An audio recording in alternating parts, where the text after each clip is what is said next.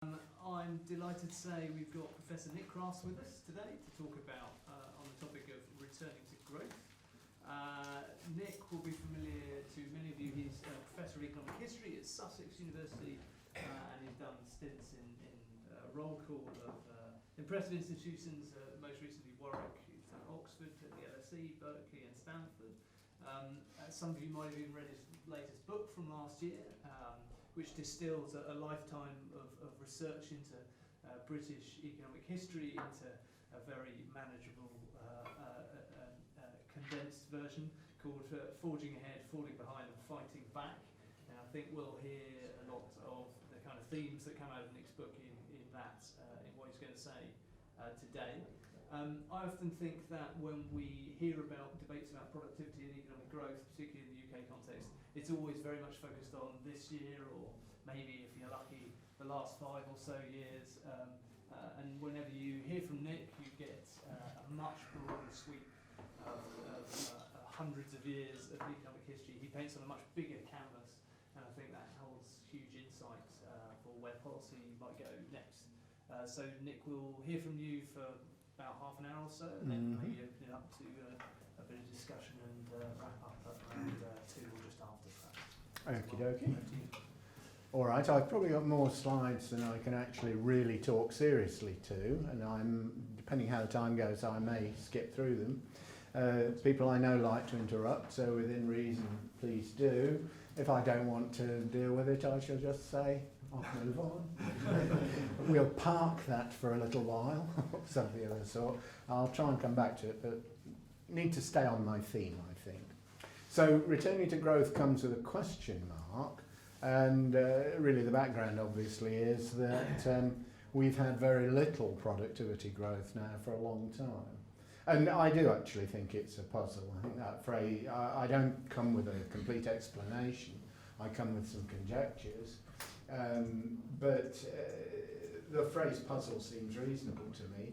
We used to think that productivity growth would be, in the British economy, 2% a year, maybe a bit more, something like that. You know, we sort of relied on it.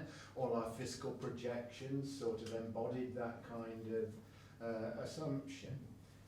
And yet we're now talking about a period of a decade or more, 10 years or more, with labour productivity growing at 0.2% a year on that particular measure. I do tend to prefer trying to measure it on an hours worked basis. I think that's preferable, ideally. We've slowed down a lot, and we've slowed down more than our major, the economies in our peer group, if you like. I'm going to try and persuade you in a minute that the slowdown is unprecedented, which is perhaps why it's so hard to explain. Okay, so there are some quick sort of numbers. You've all seen something similar to that, but just to prompt us. Taken from the conference board, but you could take these from OECD or wherever.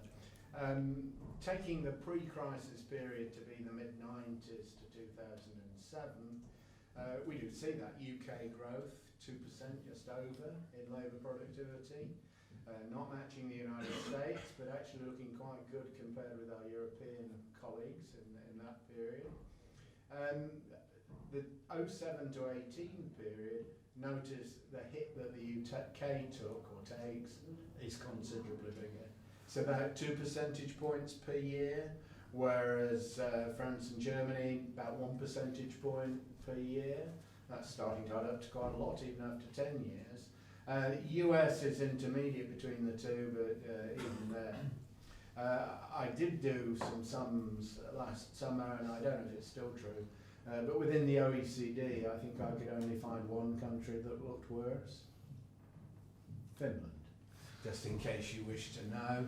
Possibly not, admirable country, but possibly, well, not in the winter really, it's a bit dark, but admirable country, but not part of our normal peer group as usually considered.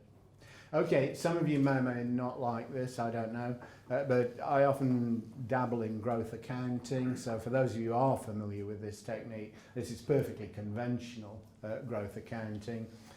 Human capital deepening, some people would call that labour quality or composition of the labour force, whatever. TFP, total factor productivity.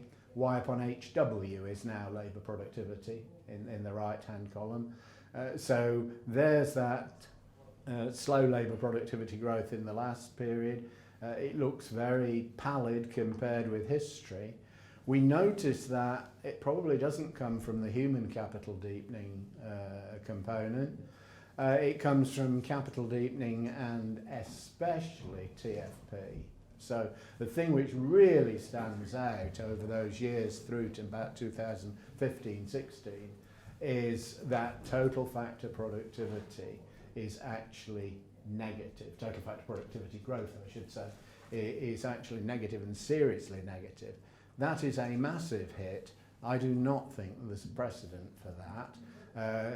When we go back and find negative TFP growth in peacetime, we're going back to probably the 18th century, and it's not falling from a nice positive number. It's zero, sagging a bit. Okay. Slowdown is unprecedented, and I think that's why it's so hard to explain. One way to do that is to go back actually to the point I didn't comment on in the first slide. The ONS, when it talks about this puzzle, until recently at least, has been saying labour productivity would be X% higher if only we had been on the pre-crisis trend. Okay, and that's quite a reasonable way to think about it. And so the end of last year, labour productivity as they measured it was 18.3% lower than the pre-crisis trend projection. Obviously that depends a bit on how you try and estimate the trend, what exactly your method might be. But I think most people would not be surprised at trend estimation coming up with something close to 2% for the pre-crisis period, and that's basically what ONS had. So if you'd had 2%, it would have been that much better. Okay, well, with a historical data set, you can indeed, in effect, perform the same exercise for the past. So that's my starting point here. Estimate a trend rate of growth over the long run. Ones I'll show you from the 1850s for 160 years. A Hodrick Prescott approach done by my long-time co-author Terry Mills, quite heavily smoothed method which allows the trend to evolve through time, and then you can in effect at any point in the past replicate the ONS exercise and say, well, if you'd believed the trend was what it was in say 1890, how far below it would you have been, or above it even, in 1900? You get the idea?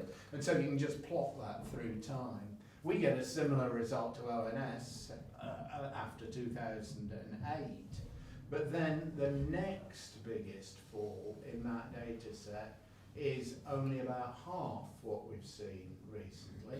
That came at the end of the so-called European Golden Age, that period of very fast growth in the 50s and 60s.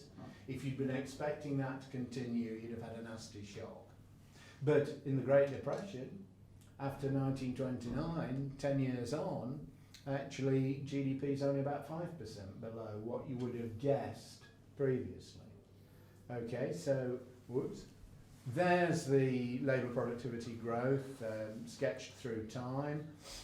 The brown construct, the wavy curve, that's the estimated trend on this Hodrick Prescott method put through the data. And then that's the equivalent of the ONS projection way back in time. So you can see that right at the end, you're getting close to minus 20. That's 20% below the previous trend 10 years on. So this chart has to finish in 2008 in effect to get that 10 year. But do the same exercise before, and as you can see, I hope from the graph, you can only find about a 10% shortfall below the previous trend. That's the maximum you see in history. And as you can probably again see after 1929, it's this 5% or so. So that's just plotting it out with more stuff. Just a snide remark, isn't a big fall after 1899. The so-called Victorian climacteric probably really isn't. That's a note for the Deputy Governor of the Bank of England. If you don't know what I'm talking about, we'll move on swiftly. You could Google it. Okay, possible contributors to the productivity shortfall. Let me say this is conjecture, but it is conjecture which is trying to draw from the literature on what we know about these things. I'm inclined to think we may have been living through a novel combination of adverse circumstances. If I was a journalist, I'd probably be calling it a perfect storm or something like that. Bit of a cliche, so we'll avoid that.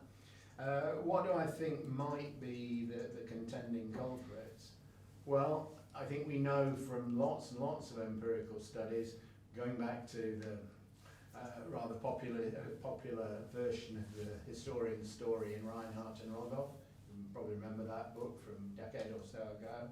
We know that financial crises have an adverse effect on output, productivity, and take a long time to recover from. They're disruptive in one way or another. We also know in the UK case we have a large financial sector, and it was contributing quite a lot to productivity growth, as measured anyway, prior to the downturn. That has largely dried up, and the sector relative to GDP is a bit smaller than it used to be. So I suspect we'll find some of the answer there. I noticed that in the late 90s and early 2000s, I think ICT was contributing quite a lot to growth. Do a growth accounting exercise using the Conference Board, EU Clems and so on.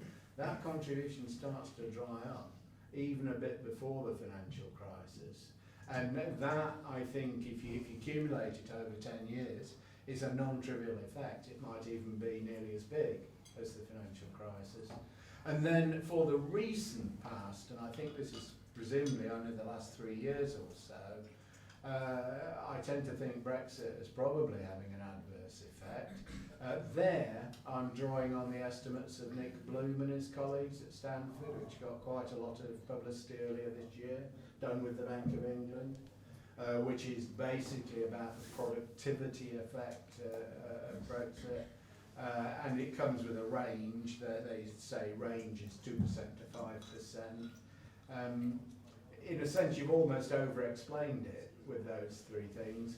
There's probably an element of double counting there. The ICT and the financial crisis are not quite as separable, I think, as that makes out. But nevertheless, we have got some clues that we've been through quite an exceptional period. Out of sample test for this argument, what about the 1930s, when we got off much more lightly from the crash of that time? No financial crisis in Britain then, not a single bank failed. It was a massive financial crisis in the United States, but not in the UK. New industries, well, this was the era when electricity was really diffusing quite quickly. The motor car is diffusing quite quickly. The second industrial revolution is pushing productivity forward. There's nothing equivalent to ICT waning. No Brexit? No, we left the gold standard and we imposed tariffs. But that was all settled very quickly. By 1932, I think business knew where it was. You know, the new regime might have downsides, might have upsides, but the new regime was in place and recovery followed really quite quickly from that. So my explanation for today, in a sense, I think can encompass not seeing the same effect 80 years ago. Okay? Now, let me develop my second theme, which I'll call a new productivity paradox, if I may. Having grown up and cut my teeth, doing growth accounting on the Solow paradox of the 1980s. Remember that was, you can see the computer everywhere except in the productivity statistics. Might now rephrase it as you can see the digital revolution everywhere except in the productivity statistics.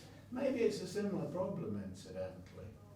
Okay, and we all know, we only have to glance about you, look at the press or whatever.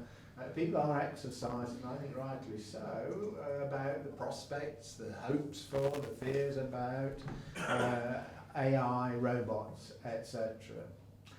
many of you will probably have heard that phrase, Amara's Law. I think we might be about to live through another example.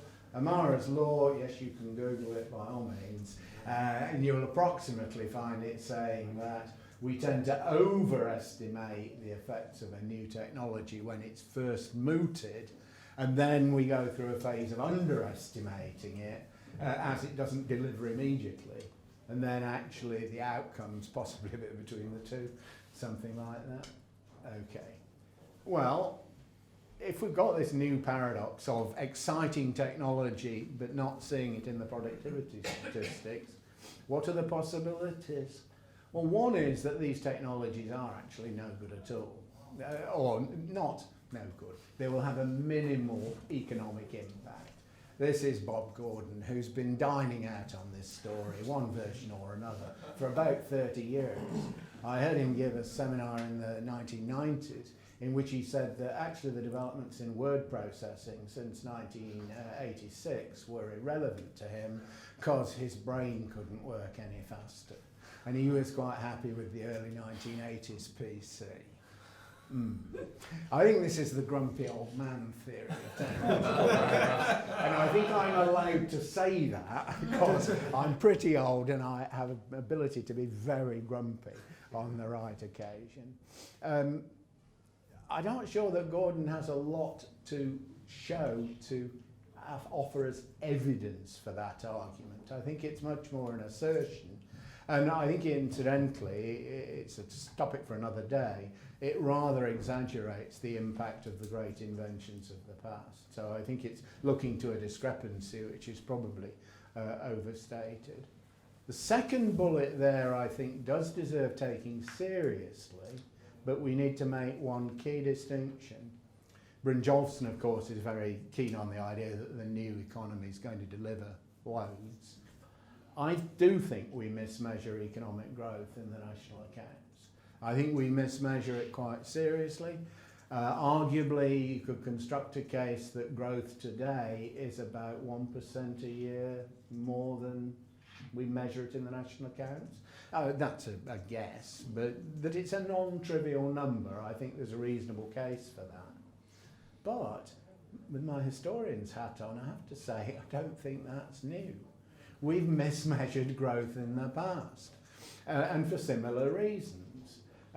Maybe this is a bit more acute with digital technology. I'd be willing to believe that. But look at Charlie Bean's best estimate of what digital revolution the national accounts might be missing at the moment. He's arguing maybe about 0.7% a year. Even assuming there was nothing being missed previously, that's only about a third of the slowdown. And I think we were missing quite a lot. The problem at bottom is particularly measuring the GDP deflator correctly. We won't dwell on it, but if that rings a bell, that is the point. And then, obviously, the last bullet is clearly the right one, as you can see from the citation. No, I think there's a case to be made for some of this anyway. I think history suggests that new general purpose technologies, that's what I'm using GPT for, very conventional acronym. So the pantheon of general purpose technologies would probably include steam, electricity, ICT, think of quite a lot of others. I think history says their impact on productivity does appear with a lag, and sometimes quite a long lag, and that probably is consistent with the Amara's Law proposition, or at least it might be. I can't resist showing you a page with some numbers on very quickly. This is growth accounting for the effect of general purpose technologies each time in the leading economy of the day. So steam, electricity, ICT. Capital deepening means the impact of, in the first case, steam technology embodied in steam capital, if you will, the horsepower of the steam engines in the machines, etc. Total factor productivity is the rate of improvement of technology in this GPT technology, and then the total adds them together. Steam, you are reading it correctly, 0.014 before 1830. Basically says up till 1830 the steam engine made sod all difference. it's a technical term, made very little difference to economic growth, but then it does gather pace. But actually to get the steam engine technology to be economically effective needed a load of complementary inventions. It took a long time. It took a long time before they got boilers that didn't explode at high pressure. High pressure was the key to using steam economically, effectively. Electricity, notice again in the United States, not a big impact up through the 1920s. Two estimates for the 1920s, one of which includes an attempt to include spillovers. Most people who've studied it think electricity first starts to have a serious impact in the 1920s on productivity. Thomas Edison's first sale of electricity, I think, was in 1882. Anyway, it's in the early 1880s. ICT, actually coming through quite quickly. At the time, Solo wrote even. 0.77 looks quite high by historical standards. You think of the computer age starting after World War II, but then maybe you're thinking about semiconductors and so on starting at the end of the 1960s or somewhere around about there. That's quite rapid. But in some cases at least, exciting and ultimately important technology does take quite a long time to have an economic impact. That wouldn't be too surprising as an economic historian. Now, I'm a historian, not a forecaster. I'm going to show you why. Okay? A paper I published a couple of years ago, which looked, again with my co-author Terry Mills, looks at total factor productivity growth in the United States. Again, it estimates a trend in a rather similar way for the British data, and then it compares the trend you'd get at any point with the 10 years on outcome. So this is just the same story, but this time for the United States, and this time based on quarterly data. In fact, these data are I think, distinctly better. Okay. Recent econometric estimates in the United States, the reason for pessimism tends to be they show very low trend US total factor productivity. I'm just going to go back, or Terry and I went back and said, all right, use similar methods and see what you would have thought in the past. Okay? It turns out that you would have got almost every big turning point seriously wrong. Are you surprised? No, not really. But the biggest one, and perhaps most relevant to somebody who'd like to be an optimist, is in the 1990s. Whoops. So in the 1990s, the green line is what 10 years ahead looks like compared with the trend you would have estimated at any point. It's the equivalent of what I showed you before. Look how it shoots up. And the comparison then is, suppose you took the previous trend as your benchmark.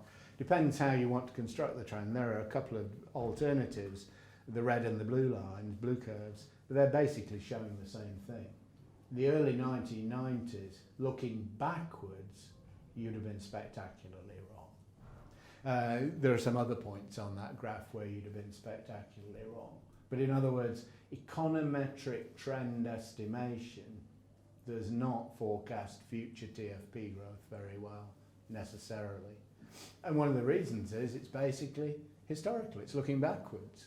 I can do that, better with a computer, admittedly, but I can't look forwards. You know, if I could, I'd be a very rich person and not sitting here talking to you. Pretty obvious proposition. Okay, so you get the idea. I'm suggesting that if you are an econometrician looking backwards, that is not of itself game, set and match in saying this will continue. And we can see that nice episode not so long ago when it didn't continue in spades, so to speak. Okay, let me now move towards something which is more edging to policy implications and so on against that background. Let me just for a moment take what the technology pundits who really looked at the numbers are tending to say, as opposed to Bob Gordon. There are 2 or 3 of these studies out there. Possibly the best one is the OECD study published about a year and a half ago by Nedelkoska and Quintini. If I pronounced her name incorrectly, I apologise. They suggest that if you look forward about 20 years, looking at what is known about technology now and about the nature of tasks in the economy in different jobs, the median OECD job, maybe it's the median OECD task really, but we could argue about that later, has nearly a 50% chance of being computerised, to use the phrase. Automated might be another one. If that's correct, and it's sort of more or less in line with what Frontier Economics said 2 or 3 years earlier, then you've certainly got scope for quite a lot of labour productivity growth. If that were correct, we can argue about quite how fast it would happen, but you might be talking about 1 to 1.5% a year added to labour productivity growth. And it might be that these projections are picking up this Amara's law kind of story. Suppose for a moment they're right and look into the studies. Which are the jobs which are going to disappear? Each of these studies agrees it will be disproportionately low wage, low education workers. And interestingly, a lot of those jobs will be in the service sector.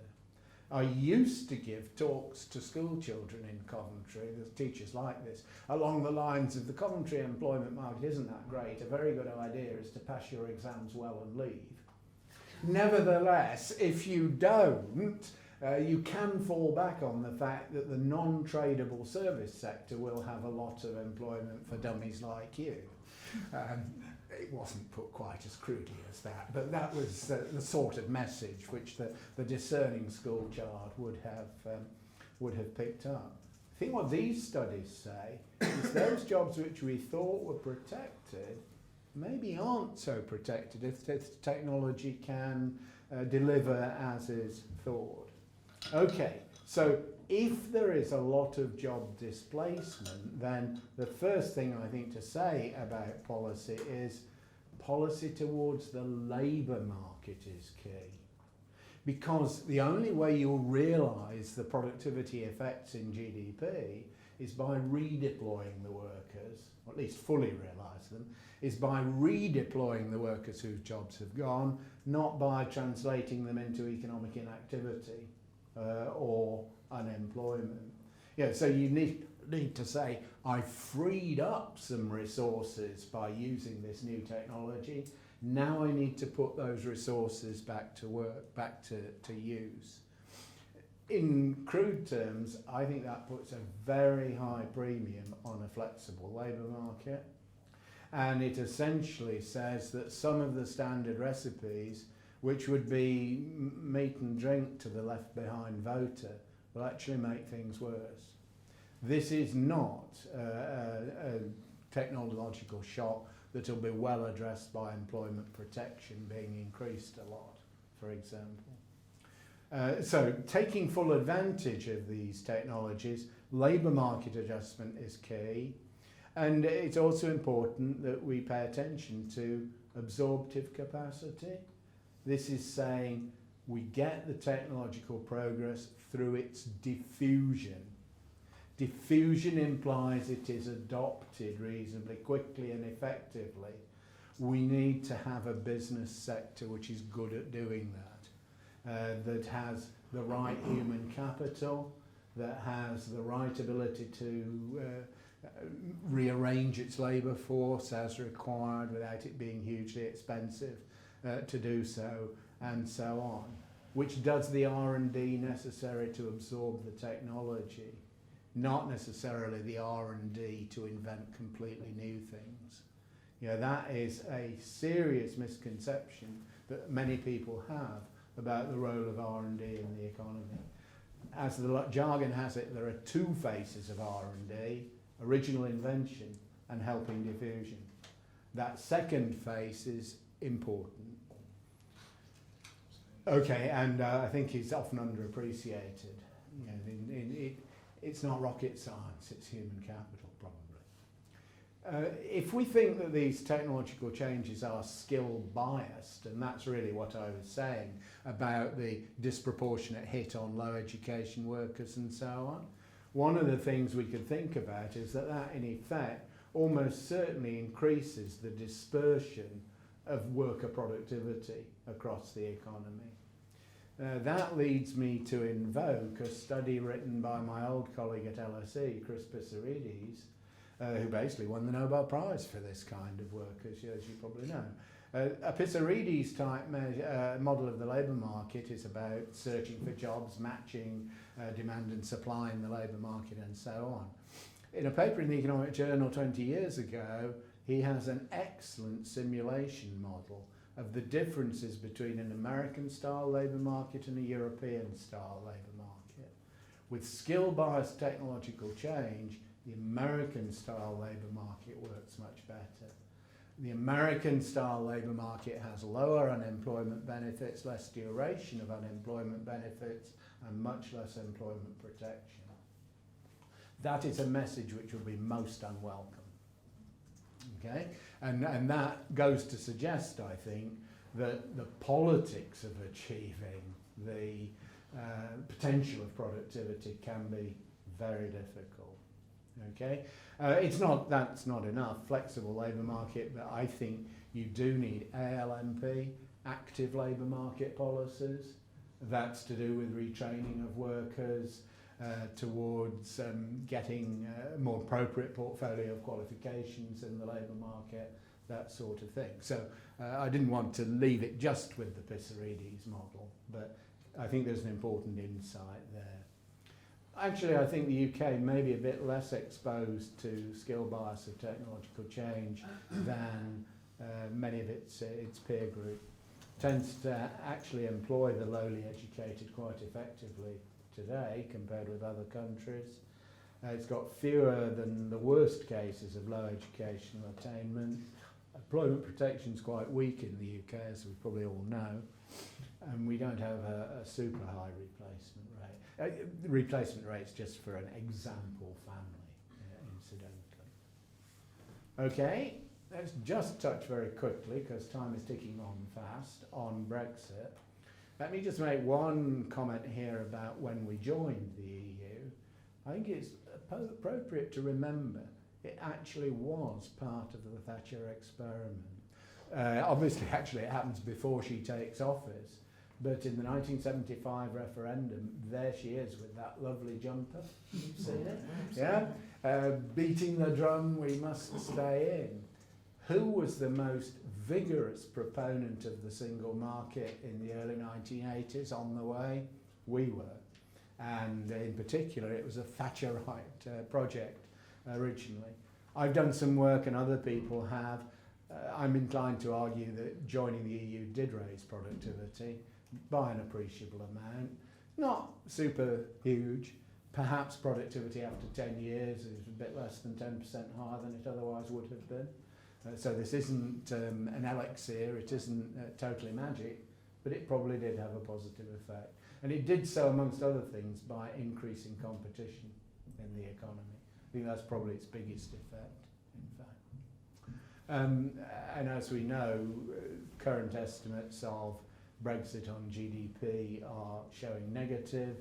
They're probably added to by recent studies, including the one published, I think, today. Nothing new there, just an aid memoir. If you then think about what Brexit's impact on productivity will be, I think economists generally are not optimistic about the trade or foreign direct investment effects. But if you are to find real optimism, it would be that leaving the EU really frees up supply-side policy. And supply-side policy can make, in this argument, a big change to productivity. I think the Patrick Minford version of that is, if we stay in, they're going to impose some awful policies on us which will reduce productivity. Yeah, so either way, in one way or another, you escape. I worry about this. I worry about it because a hard Brexit opens the way to a lot more policy discretion, but I think it opens the way straight back to really bad policy reforms. it opens the door essentially to, putting it very crudely, a return to the 1970s. Take away the restrictions on state aid, allow total discretion on competition policy, reinvent the idea of the public interest, that's why we like lots of mergers, essentially subsidise firms which would otherwise go out of business.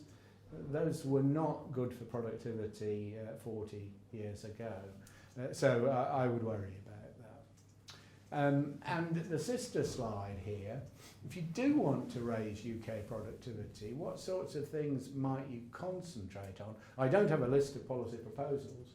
I have a list of policy areas that need thinking about, not terribly original, but I'll touch on them in just a moment. In each case, we have the discretion to do a large amount whether we're in or out of the EU. Leaving the EU is on the whole not required to improve productivity. And the reason we haven't done things in the past has not been because Europe stopped us. It's because domestic politics or domestic government competence, whatever, didn't follow the path.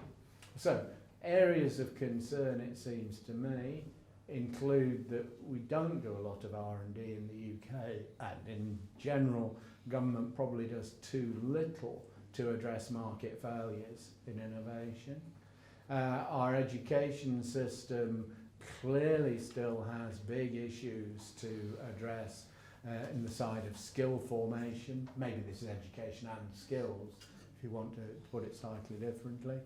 Infrastructure, I think we know we've been investing too little there for a long time, probably since the Thatcher years. The tax system, we do have people like the IFS saying technically it's quite easy to redesign the tax system to improve productivity and investment. Politically it may be dynamite, maybe a total nightmare. The Merleys report of 8 years ago itemised that in detail. As far as I know, no action at all has been taken on the Merleys report. And this is a hobby horse of mine. If you've ever heard me talk before, I always mention it and then we'll pass on. Land use planning is something which does have seriously adverse productivity effects, but maybe that is in the too difficult box. So I'm not optimistic that we would ever address that. Okay. There's a little something I did to summarise the state of play. It's in the paper I wrote for Fiscal Studies last year. Getting near the end and I will shut up. I don't know if you've seen these sort of scores before. DTF stands for Distance to the Frontier. And it's exactly the way that the World Bank summarises its doing business statistics. So you've got a measure for what you think the worst performing country is, a measure for what you think the best performing country is, and then how far along from the best to the worst. Oh, sorry, I did it the other way around. From the worst to the best are you? So where you see a 0 score, the UK is the worst. Okay? If you saw a 100% score, the UK would be the best.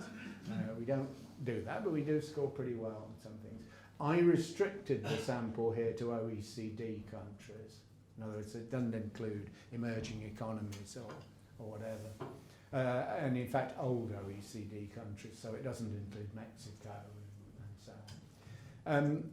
I think that sort of chimes a bit with what we generally think we know. The things somewhere near the top that we've done possibly quite well are competition law and policy, where there is quite a literature on what is best practice. Product market regulation, again on OECD measures, we're relatively lightly regulated. The UK has done a lot of intangible investment compared with its peer group, scores quite well there, and the World Bank thinks we do business fairly well. Down at the bottom, we notice tangible investment, we notice R&D, we notice skills, and the PISA, that's the performance indicators of student achievement, OECD's measure. That's mediocre, I think it would be fair to say.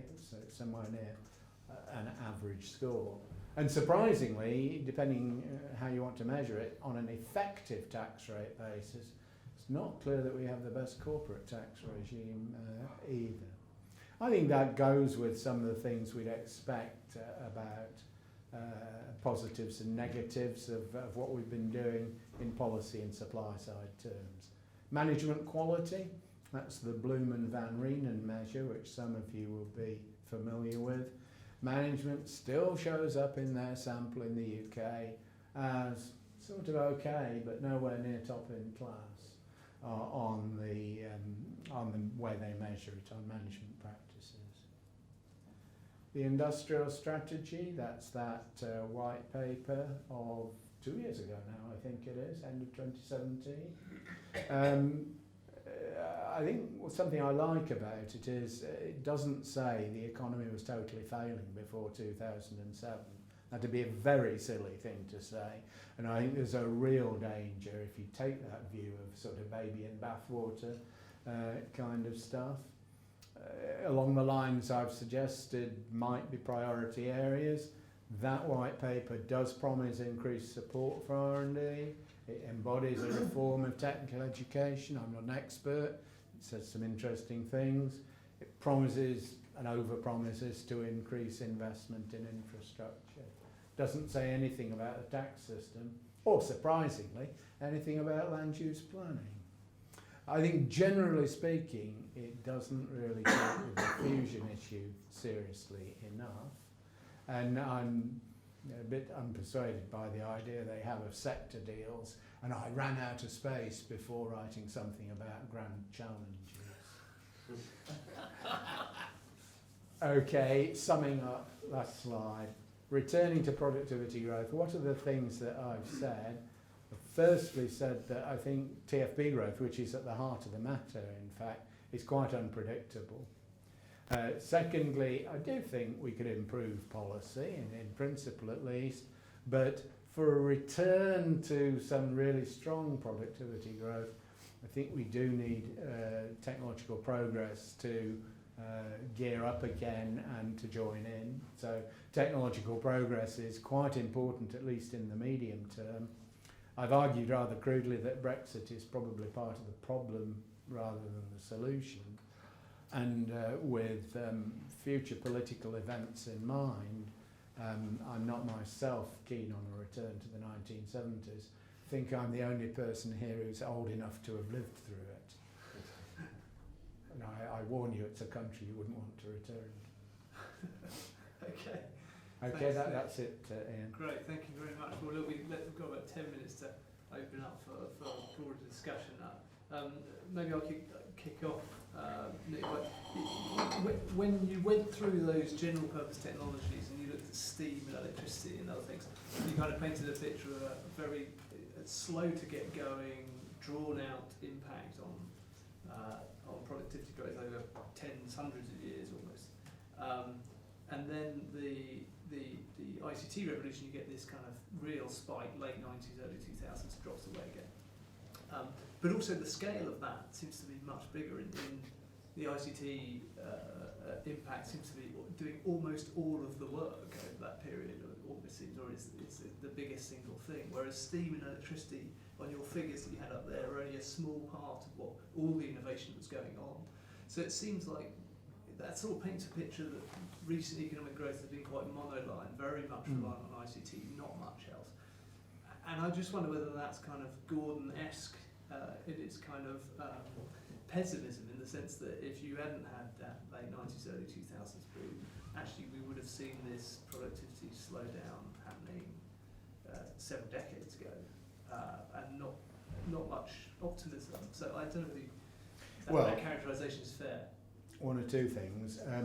Firstly, I think you're absolutely right that ICT has played a much more dominant role, or did play a much more dominant role than either of those other technologies. I think it's unusual in that regard. And I think that does flag up that an important weakness in the pre-crisis OECD economies probably is productivity growth in the rest of the economy, so to speak. With regard to Gordon, well, yes, but before ICT had this big kick, he was saying nothing would really come, nothing much would come of ICT. I don't think that turned out to be right. The third point, I think, is speculative, but the issue might be, why did ICT kick in so quickly compared with the other technologies, assuming these numbers are sort of ballpark correct? I think the answer might be partly that we're a good deal better at science and technology than we used to be. Partly that capital markets probably are better than they were 200 years ago. Partly that government does do more to support technology and so on. So that you might want to argue that society in various ways is perhaps better placed to exploit a technology which has really big potential than was true 200 years ago, let's say. Now, if that is somewhere near right, then the interesting thing with regard to looking at the future is, well, one of the advantages of AI might be that it actually helps us understand other technologies very quickly. That actually it's a tool for learning a lot more. Put in a different way, it actually increases potentially by a lot the productivity of the individual researcher. And there is a paper out in the literature, I nearly put it in today and then I decided not to, which Nick Bloom again was one of the authors, John Van Reenen also, which is called Are Ideas Getting Harder to Find? Which argues that the productivity of the individual researcher has been decreasing pretty steadily over several decades. I think there's much to argue within that paper. I'm not totally persuaded. But just for the moment, supposing it is true about the past, it's not necessarily true about the future. If this is a feature of this new kind of technology. So this would be, Bob Gordon has a colleague in Northwestern called Joel Milkir. Joel and Bob are a double act almost. Joel is an economic historian, therefore optimistic about the future. One of Milkir's big lines is that's how technology improves. It's being able really to take a massive amount of evidence and analyse it well. And if that is basically the correct insight, then this is a technology which might be really quite helpful, you think, or set of technologies. Okay. I wonder, in terms of the puzzle, but also in terms of implications for the future, to what extent do you think that international transfers might be part of the puzzle? And this is a slightly Gordon-esque point. So the last 15 years of digitisation, the improvements, or rather the improvements that have appeared as value added, have really been improvements in terms of efficiency of matching. That's what the platforms have really done. And it seems to me, in terms of GDP accounting, that has taken out a whole lot of matching services that used to be domestic, like retail and advertising, and has put them into platforms that aren't reporting the value added in the UK. And so, A, is that a numerically significant part of the puzzle? B, if that is the case, then shouldn't we? Then the hope would have to be that actually we get away from matching being the only thing that this digitisation brings, but much more into the industrial digitisation and the Industry 4.0 type story, which is where, in a slightly Gordon-esque point, this technology is actually going to do things rather than just sell things better. Yeah, I think that's a set of comments which are very good, and I would basically agree with them. So I do think that you are looking for a big technology, a big productivity effect from technology, probably by it's doing something different along the lines that you suggested. In a way, I was hinting at that by talking about the increased productivity of the researcher, for example. Two or three things then about the detail. Firstly, you probably know, but let me just point out, that quite a bit of what's happening with the digitisation is that it is improving or adding to what traditionally in national accounting we would have called household production. Yes. It is therefore beyond the GDP boundary. And an interesting question is whether we want to change where the GDP boundary is. But if we don't, and we might not, because GDP is useful for all sorts of things, then maybe we need more in the way of satellite household production accounts to really understand what's happening. So, being your own travel agent is an obvious example of that kind of thing. People have attempted to look a little bit at the value of things like the data that the big tech firms collect. There's a very nice paper done by 3 people at OECD last year. The lead author is Ahmad. They conclude on the best way they can to measure it that there is an effect there. It's not at the moment big enough in their estimation to sort of explain away the slowdown, but it's non-trivial as well. So I think that's, you can look for the numbers yourself, or I can give you the reference later if you want. So I think we do need to think more about measurement, and we also then need to think quite a lot about our old friend transfer pricing. Yes. Having written several papers about the Irish economy in the past, with that huge discrepancy between GNP and GDP, which most Irish economists think is extremely closely related to transfer pricing. In a globalised world, this is a major measurement issue. I think that is exactly right. But equally, incidentally, as I guess we know, it's a major tax issue too. The two in a sense go together. Yeah. Should we take a couple more comments before we wrap up? Yeah.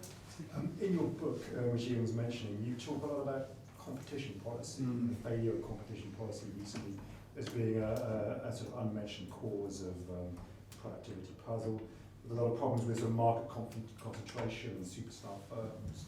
You didn't mention that in your talk. Do you still think that's a big issue? In the book, I was looking at the past, really, and I was looking at the effects that weak competition had on British economic performance, especially in the 1950s and 60s, and on into the 70s. And I was really trying to make a rather specific historical argument that there was a very unfortunate interaction effect between institutions which were kind of legacy institutions from an earlier economic history and the sudden weakening of competition.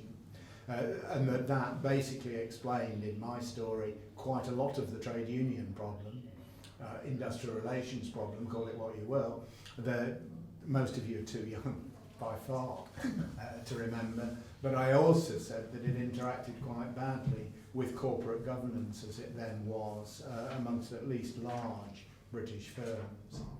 I think if you go on through the rest of the period covered by my story, actually competition remains quite strong. You can see that in OECD measures for the end of the 20th century and so on.